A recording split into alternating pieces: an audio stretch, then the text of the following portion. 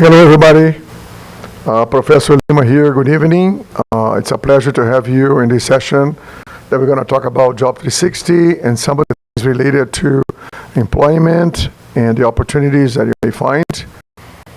And we're going to have a relatively short session until 6 p.m. or a little past 6 p.m. And we're going to go step by step in one of the key points, explaining your services, but also let you know about some important topics in terms of your development within Atlantis University. So I'm Alex Lima. I am the Director of Career Service and Alumni. I have a very extensive experience managing businesses in the United States and out of the United States, and hopefully I can give you some insights about your career and your career development.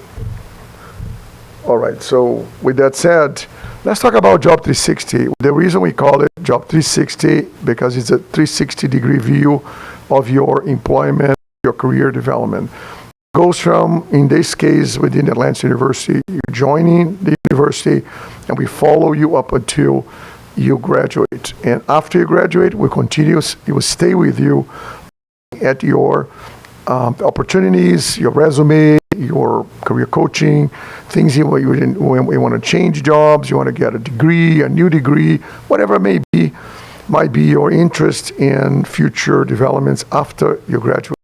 But in the university, we have lots of things that we provide you. Summarize some. I'm not going to go through all those. You can read them yourselves. But for example, build your resume, improve your resume, your LinkedIn presence, your first LinkedIn presence, the eventual improvements of LinkedIn presence, all of those things, career coaching, we do, mock interviews to train you for interviews. We help you with the events that we promote. We bring speakers to the organization so you can be in touch with people in different markets. So there are lots of things we provide you, coaching in terms of what courses you want to take or what careers you want to move in the time that you are in Atlantis University. So this is something that is for you. It's free because it's part of the experience working and studying in Atlantis University. And obviously, I ask you to use it.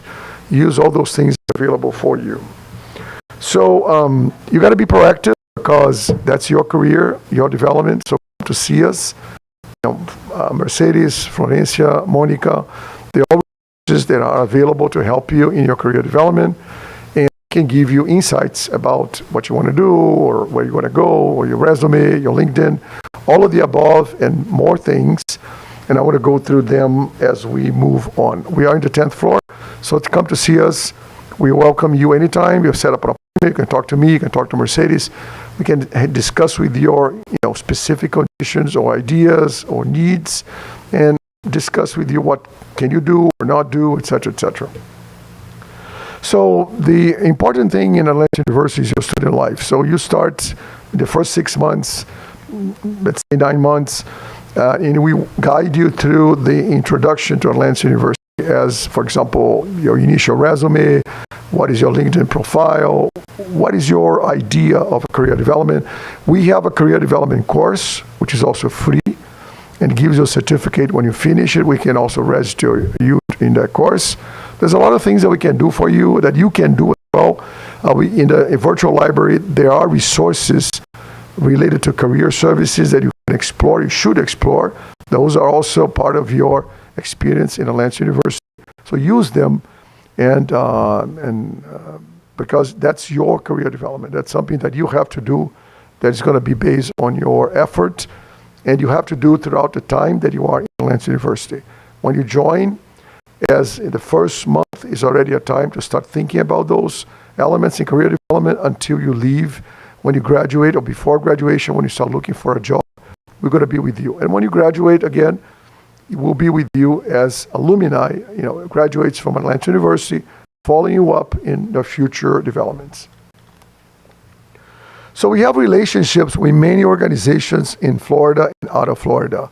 Those organizations I have developed throughout my many years in the market and dealing with businesses and companies on my private business or other businesses, etc., so that I bring to Atlantis University to be available to you in terms of connections and opportunities of employment. Obviously, we cannot guarantee that you're going to be employed, but those individuals, when I send a resume, they usually listen to what I say, what I recommend, and you can be probably more likely to have an interview set up for you as I recommend you to those companies. So I usually say that the passport for an employment is your academic performance. So you should be very dedicated to your studies, and the more you know, the more you become competitive in the United States. Our market in the United States is very broad. It's an amazing market, but also very competitive. And it's very important that you have a extremely strong academic performance. You really engage in your job, your career development, your job searching when your time comes, so that you have more chances to find a job faster and a good job aligned with your career, with your interests, and also your degree, right?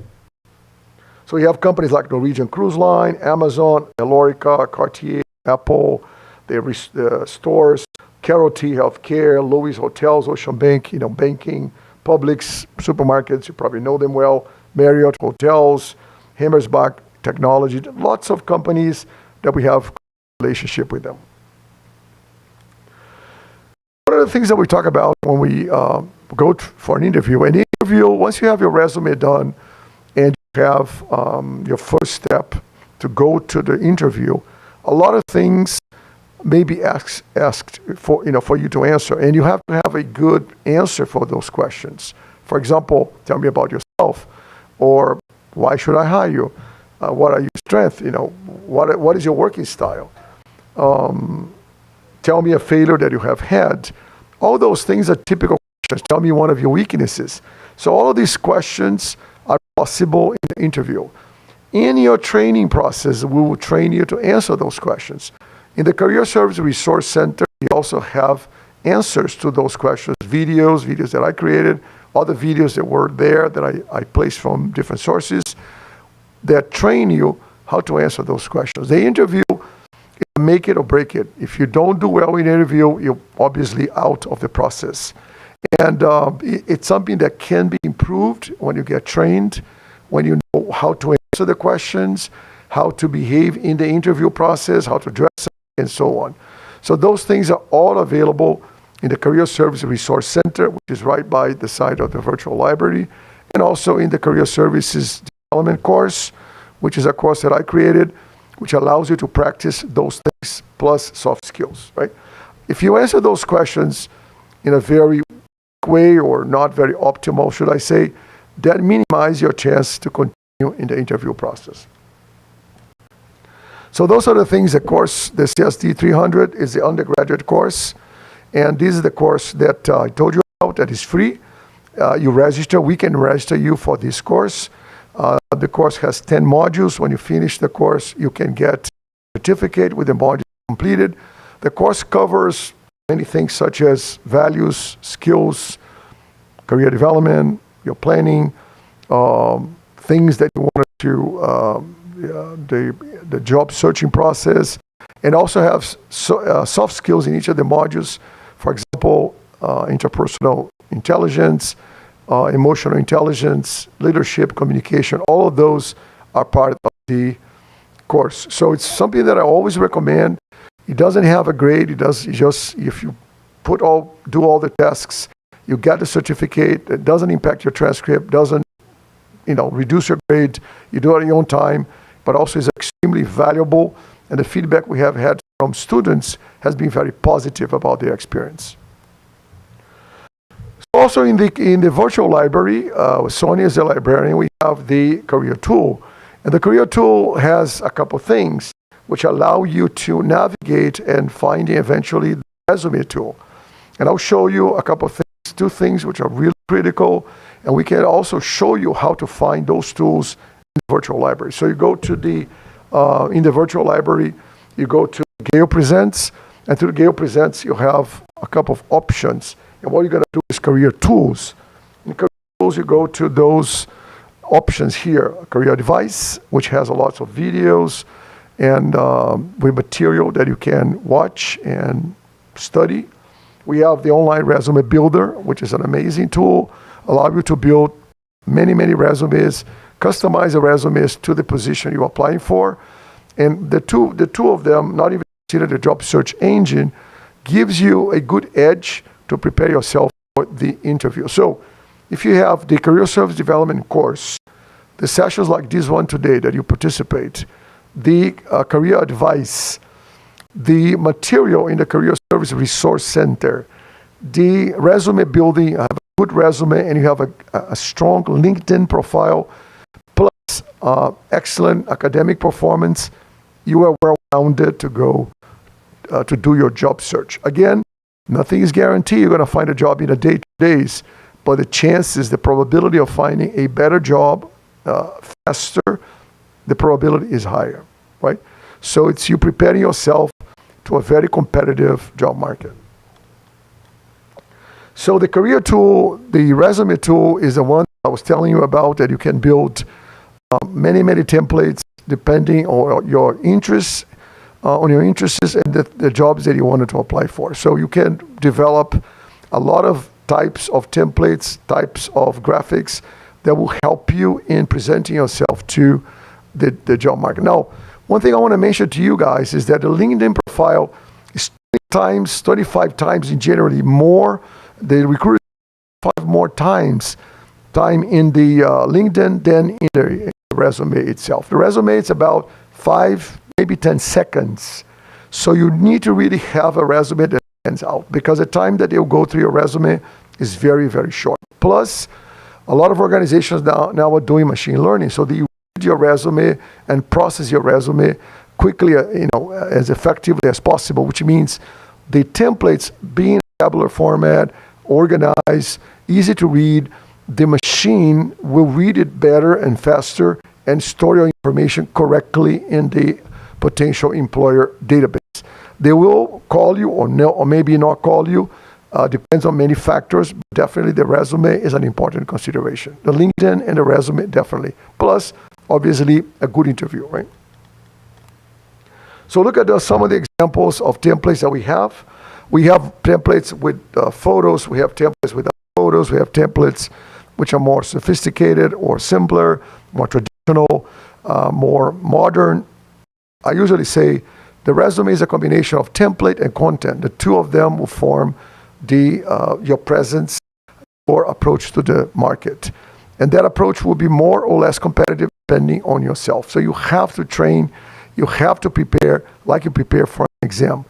A lot of students come to the United States, if you're a foreigner student, or even if they're already here, and they think that you send 1 or 2 resumes and people will call you tomorrow. That's not the case. The resume is important, the LinkedIn is important, but the market is very competitive. It takes a good amount of effort to have interviews, and then you get selected for that particular position. So you need to really work hard. You need to prepare yourself. And one more time, where do you prepare yourself? The Career Services Development course, which is 300 and 500, 300 for the undergrads, 500 for the master programs. The Career Services Resource Center, you can find a lot of materials about your job search, your resume building, how to dress up for an interview, recommendations, answer to common questions during the interview, which people assume they know how to answer, and most of the times they don't answer well. Why should I hire you? Give me a time you fail, those kind of things. Also, these sessions like we're doing right now, we have OPT sessions, optional practical training sessions, we have mock interview sessions. All those sessions are part of the things that we can do for you. So let's talk about OPT, guys. OPT, the optional practical training.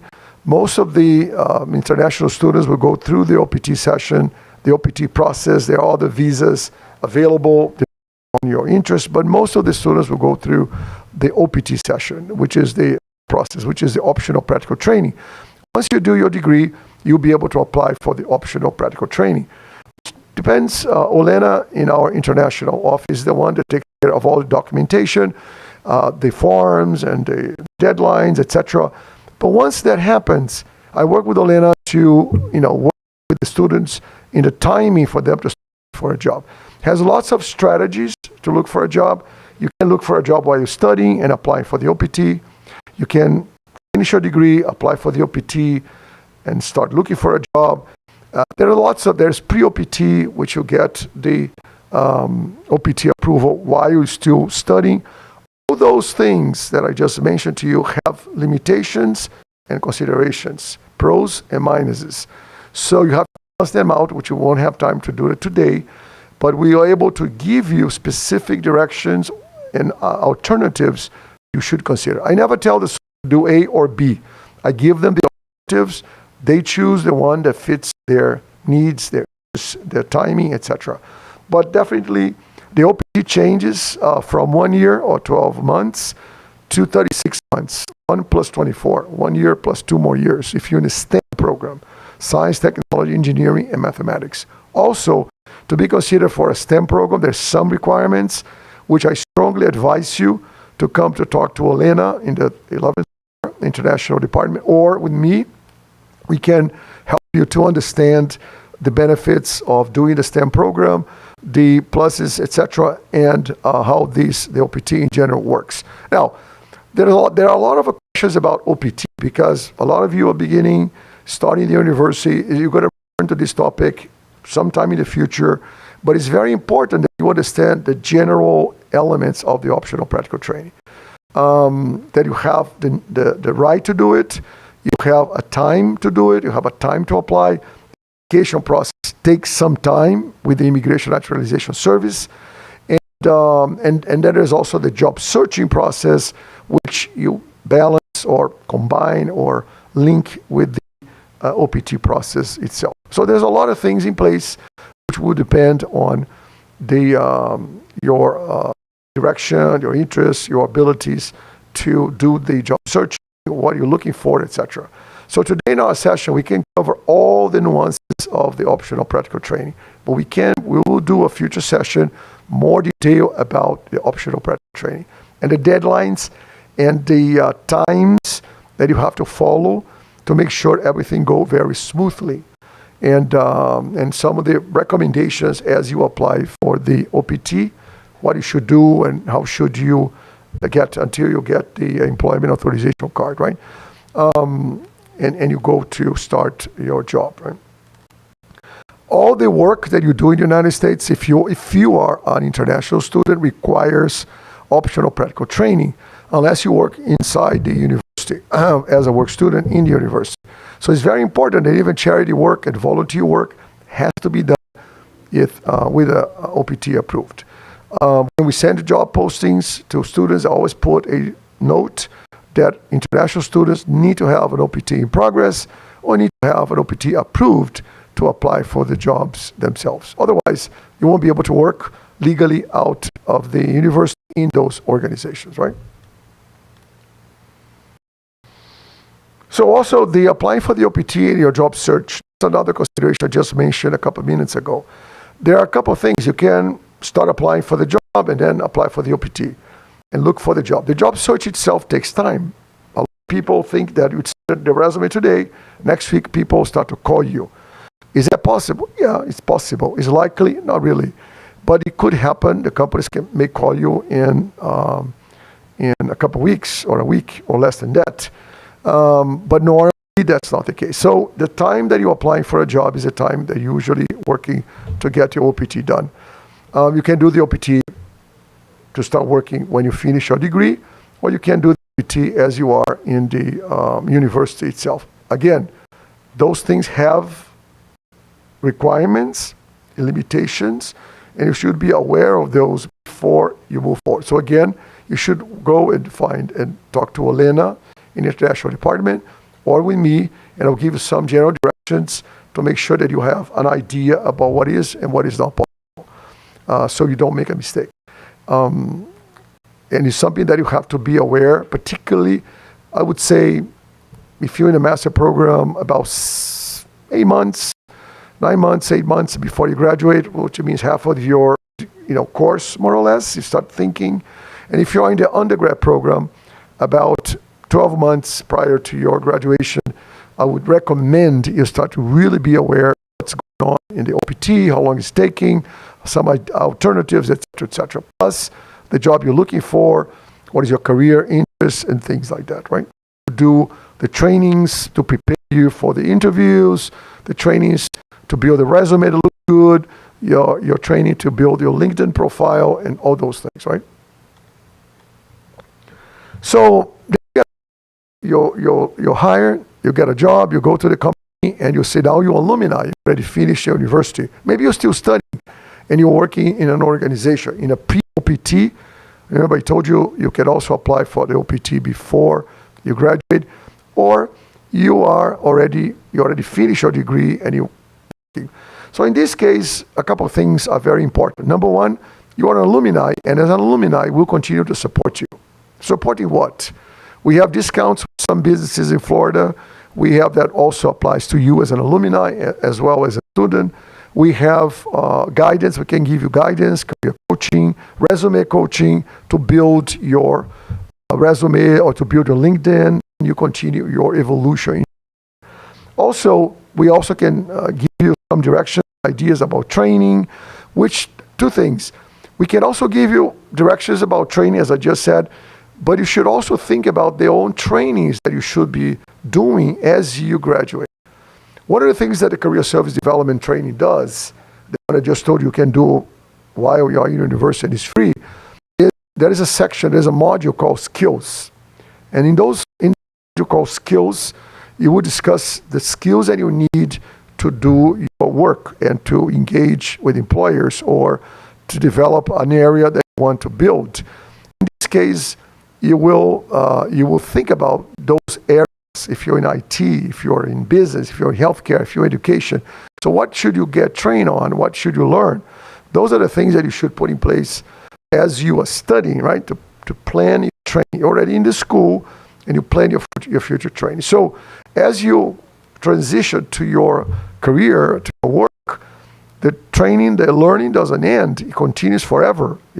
We are in the learning environment forever. So you should look for opportunities to continue your education, which should be aligned with your career development, the areas you want to work. If you want to work in marketing, if you want to work in operations, if you want to work in human resources, if you want to work in engineering, in information technology, in education, whatever the area is and the directions you're taking, you always should think about continuing education. And we're going to be able to help you with that as well, give you ideas, directions, and some even trainings in Atlantis University can help you to continue your education through us here after you graduate your first degree, right? The other one that the career service resource, the career service development course has, I just talked a little bit before, is the discussion on soft skills. Soft skills is the greatest development lately: emotional intelligence, leadership, communication skills, interpersonal relationship. All those skills becoming a lot more relevant as you have AI replacing some of the transactional activities that we do today, which means all those soft skills, you need to develop them. They can be improved. You have to practice them, develop them, and we can start helping you. You are in the university through the Career Service Development course, the CSD 300 or 500, to migrate and do that in the future as you transition out of the school. You will continue to be with those soft skills in the longer time. They're never going to go away. And they're going to be more and more important, and you have to be aware of the need to develop those skills, right? So with that, I wanted to close because I wanted to make this session short and have some time for questions. A couple of things. So number one, we have a large network of organizations that I connect. We're about 110. They're not my friends, but they're close to me in the sense that we are doing business together. We have been doing business together for a while. So they listen to what I recommend them, and I can work with them in the process. When we have for you to start to looking for a job. Now, when we have a career fair, when they come here, we have quite a number of companies that show up in our career fair. And many of those organizations come, usually we have about 20 to 25 companies in our career fairs. And those will be an opportunity, those fairs are an opportunity for you to work among those companies, talk to them, they talk to you, you develop your engagement skills, you rate yourself, how you're doing or not doing, etc. The resume building tool I just talked to you about, we have in our virtual library. Take advantage of that tool. It's really easy to build your resume. It comes in, convert to Word, make some changes. You can build many templates and build the resumes adjusted to the position you apply. The LinkedIn profile will help you to build your LinkedIn profile, which is super important, is where recruiters spend enormous amount of time, and you should be aware that we can help you with that as well. The career service development course, I just told you, is very important. So register to that course and engage in the activities and tests that are available, because they make you practice things that will be very helpful in your career development and your job search. The OPT, the optional practical training, which is part of the F1 visa, you should be aware of the requirements, the limitations, the benefits, the duration, and how to apply, etc. There are lots of things to talk about, but make sure that you do your homework. You do your homework in class, learn more about OPT and how it works, how can you apply, and should you apply, all those things. We are here to help you, but you have to also do your work. You have to look for us, come to see us, etc. Sessions like this one, when we invited you yesterday, the day before, it's important that you participate, because those sessions give you an overview of what's available that you can take advantage from. Career coaching, career services in general. We can also discuss with you other things such as job for you, or where should you go, or some ideas of your career development. And those are the things that we always available in the 10th floor on appointment to come to see us in groups or individually. And finally I wanted to mention the mock interviews, which are sessions that we invite you to participate, which we do interview practices. Those are sessions separate than this one, where you're going to come and we're going to practice interviews. We interview you in a mock-up scenario. You're going to feel like the real questions. I will ask the questions, so you feel the heat of being asked those questions by an employer. And we give you feedback right on the spot about your performance, so you'll be able to improve your interview skills as you move to future jobs. Remember, interview skills stay with you. It's practice, practice, and practice. We also talk about in the Career Service Resource Center about the dressing for an interview, how to answer those questions that I showed you some of them, the behavior-based interviews when they give you a scenario and say, how would you do things? You may have an interview with 3 or 4 people interviewing you at the same time. You may have an interview when we have 3 candidates and you at the same time, or more candidates. You have one-on-one interviews with senior managers, with level employees. All of that is possible. You have to prepare for that. Zoom interviews, phone interviews, do you prepare for those as well? All those things are important for you to build those skills as you grow your career within Atlantis University, and you build up the knowledge, the expertise to go to look for a job. Now, I'm going to stop for now, and now open for some questions you may have, some considerations that you may have, and we will finish. Hopefully, I'll be able to finish by 6 p.m. Let me know. Any questions from anybody? Any from anybody in the session?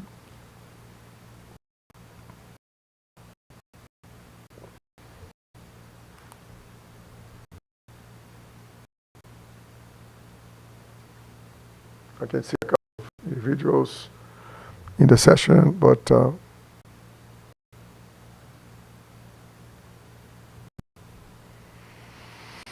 no. Well, one thing I wanted to connected. I want to also reinforce the need, guys, to spend time in the library. I mentioned to you the virtual library and the resources available, not just for career, but also for your academic development. Your academic performance is super important because you don't have anything. You don't have a network in the United States. You don't have lots of friends yet here. Nobody knows you. So what they're going to hire you? Why they're going to hire you? Because you bring the additional stuff that they want to look for. So you have to really use the resources. One of the resources here, virtual library, and come here to look for the materials that are available. So I just want to ask you one more time, any questions for anybody? Hi, Professor. Any questions? Hi. I don't think I have questions in the Hello? moment. No. There's somebody, one of the students needs to ask you something. Hello? Yes. Go ahead.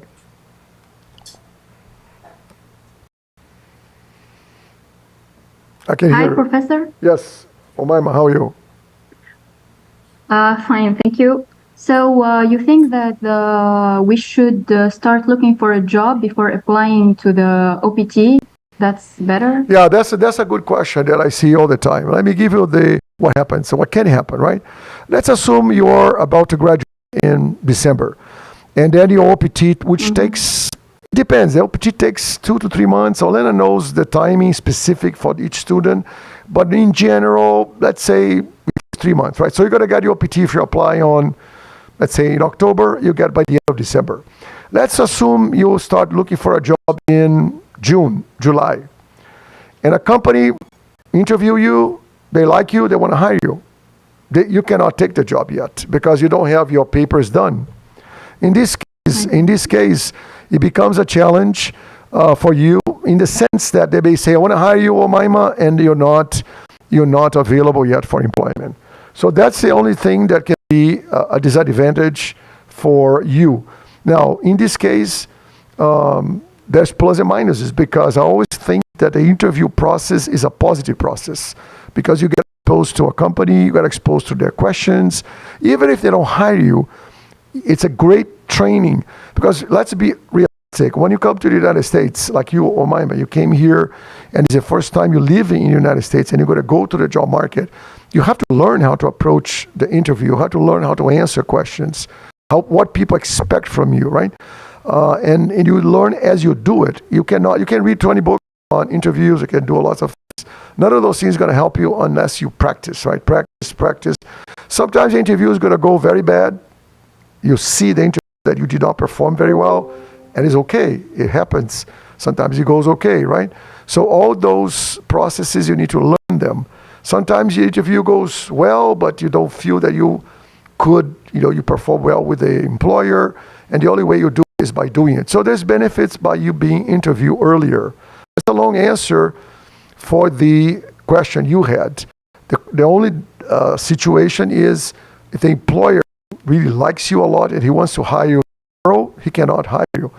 Depending on the distance from your application, they can wait. If it's too early, they may not be able to wait, right? So I don't tell you you should do it or not do it. It's your personal decision. Myself, when I was a student like you, I was an F1 student, I did it because I thought it was a good thing to just be exposed to those processes, right? And see, because the worst that can happen, the guy wants to hire me. I say, look, I'm busy with school. I won't be able to be hired yet in 3 months or 2 months. I'm interested, etc. Maybe they wait for me. But I learned from the company. And it was a good sign they wanted to hire me, right? And but that's my view. You don't have to follow that. Some students say, no. I want to get my papers done as I apply for the OPT. So it takes 3 months. I'm looking for a job in 3 months. And that will be more together, right? More closer is another strategy. Some people do the opposite. They say, no, I wanted to apply for the OPT. When I get the OPT, I look for a job. Now, it's a little risky because you have a time that you need to find a job before your visa could be canceled, right? So you have to find a job very quickly, really quickly, so you don't have much time. So I usually suggest people start ahead of the time. head of the OPT, right? Okay, thank you. But come to see us because, as I said, when you get closer, we can discuss your particular case in more detail. Any other questions from anybody? Yeah. Any other questions from anybody?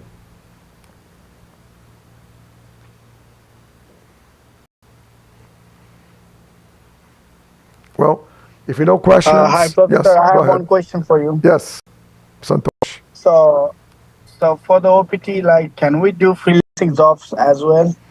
Yeah, these you have to check. Look, generally speaking, you have to check with Olena about those things because a couple of things I'll tell you, which are sometimes don't find a clear answer because I searched, right? For example, students want to do their own business, but the F1 is designed, the OPT for employees. So can you be a contractor? Yes, because you have an employer that is employing you. But before I give you a definite answer, you should always check with Olena because the rules may change, you never know, and she has the latest and greatest information. Because if you don't have that clear, you may do something that is not appropriate or is not possible, right? So when I go to the Immigration Naturalization website, I see lots of information, but sometimes I don't see the particular point clear. So you should always check with Olena about the freelance means contracting work, which you are a contractor. In the United States, you may have a 1099, which people pay you through a 1099. But before you do anything, it's always super important to come and check the what you're trying to apply and do because, yeah, right. Yeah, good point. So Olena is the designated school officer, the DSO, and she's in the international department. She is the one that takes care of all the relationship between the university and also the immigration. So all the paperwork for all your I-20s, the visa consideration, the process of getting I-20s, the issues, not issues, but the application for the OPT, she takes care of that. The forms, the fees, so she gives you all the information relative to the CVs, your portal that has the international student portal, all your information is there. So it's very, very important that you really connect with her as you need, as things progress, so that you know exactly what to do, not to do, and the options that are available, right? So to answer your question, Santosh, in terms of freelance jobs, when you are a contractor, if you look at the F1 visa, allows you to do that, but because you're working for an employer. But you need to check because sometimes the regulations change, and then you may be doing something that's not appropriate. So always check with the DSO, and make sure that you are clear on what can and cannot be done. So the same thing as students that want to open their own business, you also need to check with her about the limitations and the restrictions and the possibilities of those things. Because there are restrictions always as anything and limitations in the F1 visa as any other visa. So you need to be aware of those. And there are plenty of times for you to investigate before you apply, before you start looking for a job, right? Any other questions from anybody before we break? Oh, thank you, Professor. Yeah, come to see me, Santosh. You owe me a visit, but so far you didn't come yet, so I'm waiting for you. Oh, sure, Professor. So you can discuss those things in more detail and see your case, etc., the options. And also, I can also forward your resume to a lot of the companies that I have relationships and recommend you. So again, doesn't mean they're going to hire tomorrow, but I can recommend you, and that's a plus in terms of the process. Usually, I say usually because I cannot guarantee is all the time. When I recommend a student, the employer interviews the student. That's what I have seen. Now, I cannot say for sure 100% because they may say the interviewer did not. The students say, well, they interview me. So usually when I recommend a student for a company, they interview that student. Now, they may not hire the student, but they usually, in some companies, come to me asking for profiles for students. They say, I want to hire this person. Professor Lima, do you know anybody? Do you know this kind of profile? If I have a student, I'll recommend. If I don't have it, I don't recommend. But usually some of them come to me. In many other times, I send a resume to them, right? Any other questions for anybody? right. If you know questions, guys, thanks very much for the time. I really appreciate your participation. As I said, I wanted to give you a general view of career services. There's a lot of things to cover, a lot of things we can do for you, but you have to do your homework. You have to come to see us and participate in the sessions like you're doing today.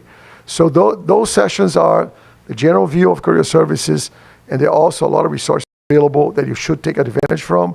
The resume tool in the virtual library, the career advice in virtual library, career service development course, the 300 and 500 that you can be registered for free, the coaching and the sessions that we put together, Job360, Job360 OPT, Job360 mock interviews, Job360 review, which is this one today. So participate, do your stuff, right? Because that's how you prepare for the future opportunities. Thank you very much, guys. Have a nice evening. I'm looking forward to see you coming to visit us anytime soon. Thank you.